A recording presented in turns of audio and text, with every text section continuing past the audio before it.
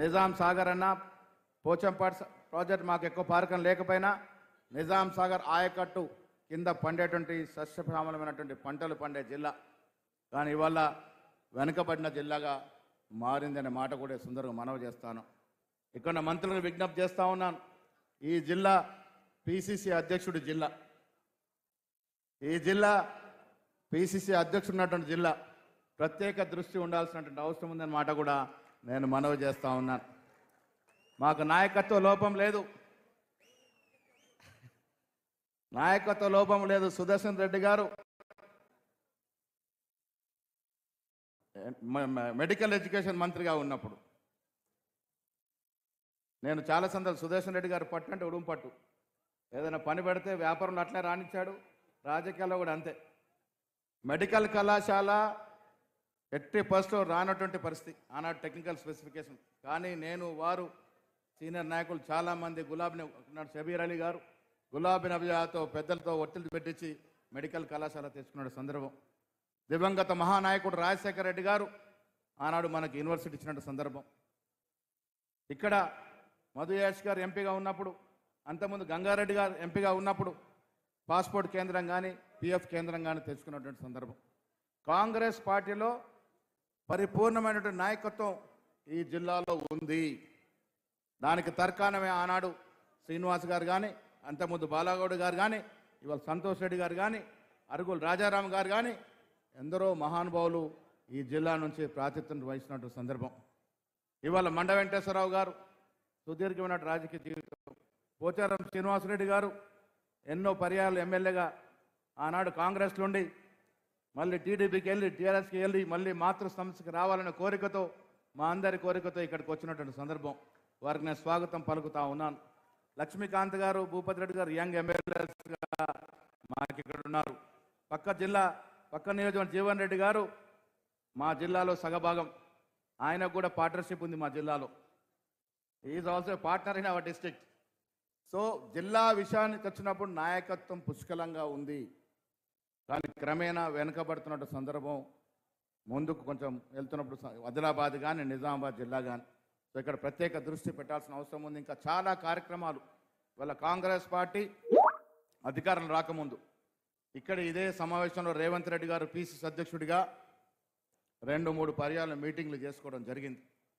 మీ అందరు తెలుసు మిత్రులారా, పిసిసి అధ్యక్షుడిగా రేవంత్ రెడ్డి అయిన తర్వాత నేను వర్కింగ్ ప్రెసిడెంట్గా మాకు కెమిస్ట్రీ ఎట్లా కుదిరిందో కానీ ఒకరికొకరు అర్థం చేసుకొని ఆనాడు రాజకీయంగా ఉన్నటువంటి పరిస్థితుల దృష్ట్యా ఎవరిని ఏ రకంగా మెప్పించాలో, ఎవరిని ఏ రకంగా ఒప్పించాలో అవన్నీ చేస్తూ తుదకి కాంగ్రెస్ పార్టీ ఐక్యంగా ఉంది అన్నటువంటి ఒక మాటని మనం ప్రజలకు తెలియజేయగలిగినాం. అందుకే 2023లో కాంగ్రెస్ పార్టీకి ప్రజలు పట్టం కట్టారనే మాట కూడా ఈ సందర్భంగా నేను మనవి చేస్తూ ఉన్నాను. ఇక్కడ సీనియర్ నాయకులు తుమ్మల నాగేశ్వరరావు గారు ఉన్నారు. చాలా సుదీర్ఘమైనటువంటి అనుభవం, ముక్కుసూటిగా మాట్లాడిన తత్వం. నాకెందుకు ఆయన అంటే చాలా ఇష్టం, నాకు చాలా ముక్కుసూటిగా మాట్లాడిన వ్యవహారం. సో ఇవాళ కాంగ్రెస్ పార్టీ రేవంత్ రెడ్డి గారు ముఖ్యమంత్రిగా మంచి టీముతో, మంచి మంత్రివర్గ టీముతో ముందుకు పోతున్నటువంటి సందర్భం. మిత్రుల కాంగ్రెస్ కార్యకర్తలుగా మీరు అర్థం చేసుకున్న కొన్ని విషయాలు ఉన్నాయి. ఇవాళ కాంగ్రెస్ పార్టీ ఎన్నికలకు ముందు 6 గ్యారంటీల పేరిట ఇచ్చినటువంటి పలు వాగ్దానాలు, ఆ తర్వాత 6 గ్యారంటీలో పెట్టకపోయినప్పటికీ కూడా ప్రజల అవసరం కోసం మనం ఇచ్చినటువంటి కార్యక్రమాలు, అభివృద్ధి కార్యక్రమాలు, సంక్షేమ కార్యక్రమాలు ఎక్కడ కూడా లోటు లేకుండా ఇస్తూ ఉన్నాము. అయినా ఎక్కడో కొంత నిరాశ నిస్పృహ కార్యకర్తల్లో కనబడతా ఉంది. మాకు తెలుసు మేము అధికారంలో ఉన్నాం, పదవులకు ఎక్కాం, మీకు ఇంకా పదవులు రావాల్సిన అవసరం ఉందనే మాట కూడా. మా కళ్యాణం అయిపోయిందని మేము పక్కన కూర్చునే రకం కాదు సుమా అనే మాట కూడా చెప్తా ఉన్నాను.